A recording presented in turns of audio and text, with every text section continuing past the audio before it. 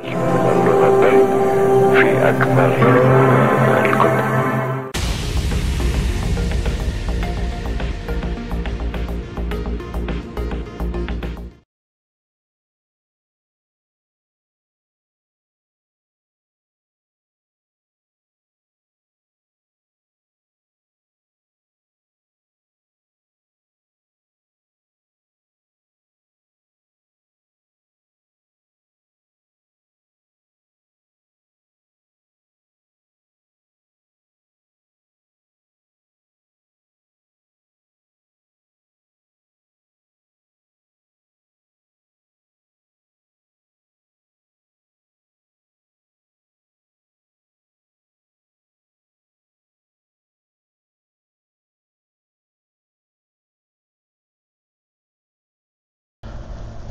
Assalamu alaikum i lijep pozdrav poštovani pratioci.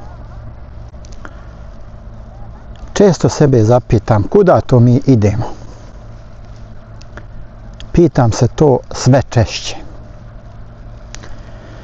Dok listam komentare, dok slušam vijesti, dok gledam ljude oko sebe, pitam se. Da li je ovo svijet koji smo željeli? Da li je ovo društvo kojem smo težili? I ako jeste, gdje smo to pogriješili? Nekad je čovjek čovjeku bio oslonac. Danas je čovjek čovjeku postaje meta. Meta na društvenim mrežama, meta u komentarima, meta u tuđim frustracijama.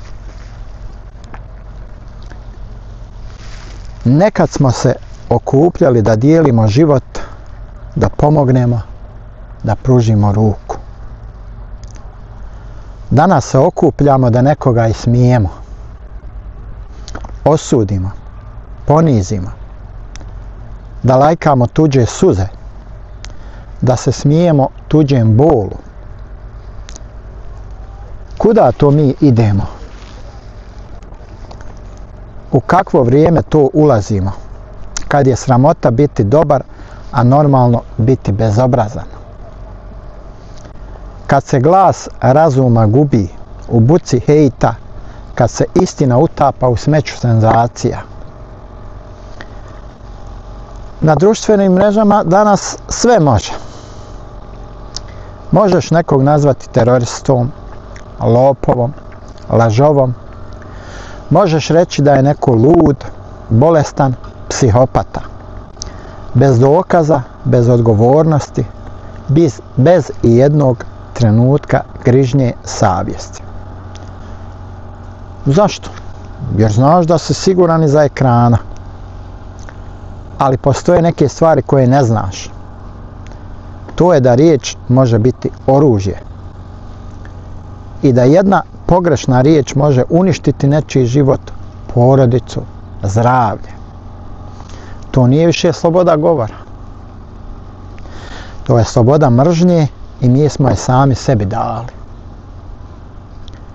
Danas je lakše nekoga srušiti, nekoga razumjeti.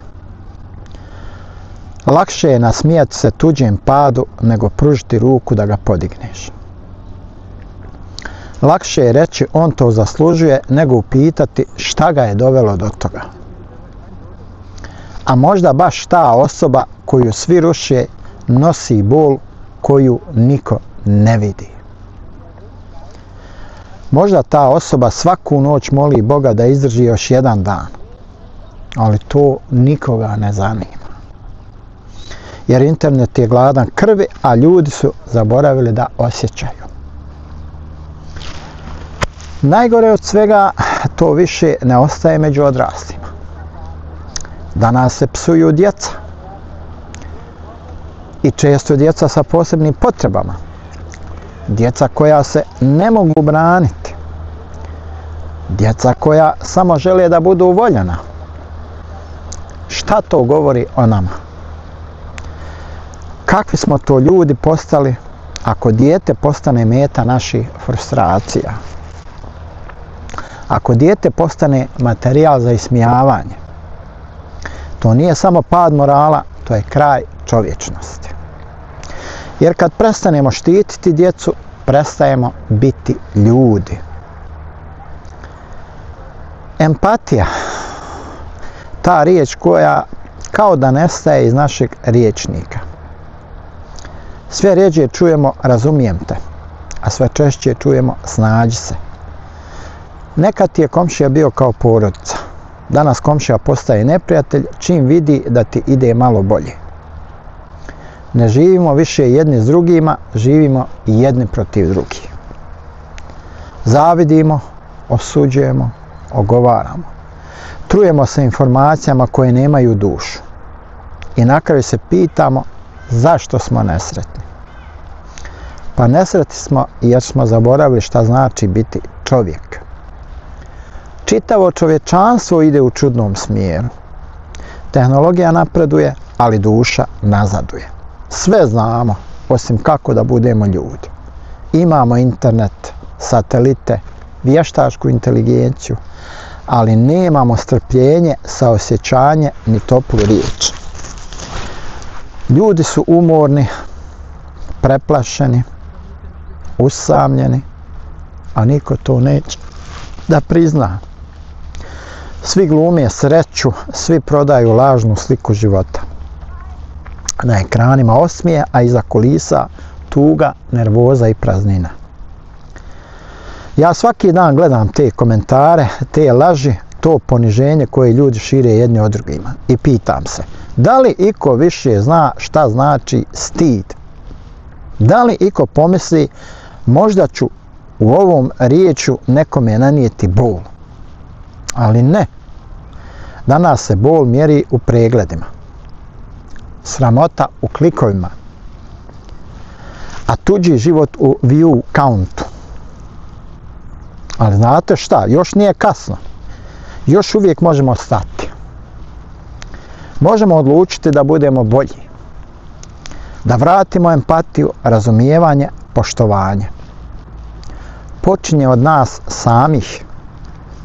Od načina na koji govorimo o drugima.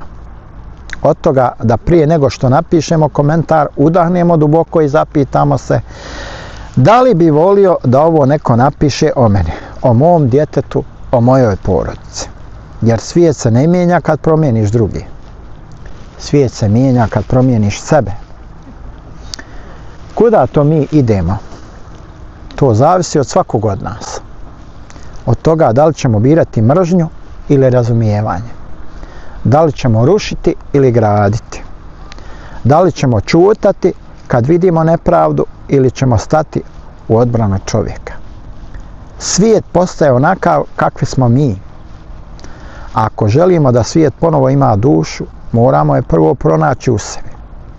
Jer tamo gdje nestane empatije, počinje kraj. A tamo gdje se vrati ljudskost, rađa se novi početak.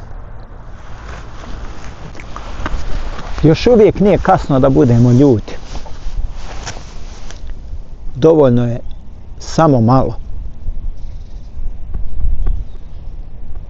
Dovoljan je mali pomak u svom životu. Ali ga mi moramo napraviti. Dakle, taj korak moramo mi napraviti. Ne možemo da očekujemo od drugih da postanu bolji ljudi. I da ćemo usto i mi da postanemo bolji. Moramo da poduzmemo nešto. A to nešto trebalo bi da bude taj pozitivni pomak u pozitivnom smjeru.